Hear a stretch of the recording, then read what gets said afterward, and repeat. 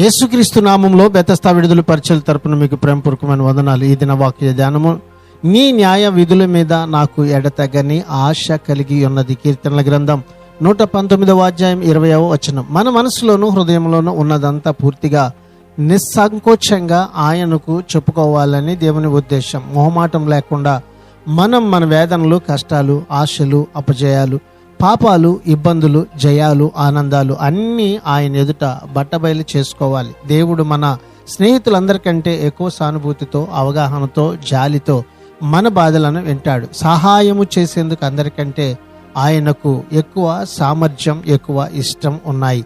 సైతాను చేసే దాడుల నుంచి, తన కష్టాలన్నిటి నుంచి, దుర్మార్గుల తంత్రాల అన్నిటి నుంచి, మనలోని బలహీనత, అజ్ఞానం, భ్రష్టత్వం అంతటి నుంచి మనకు ఆశ్రయము ఆయనే.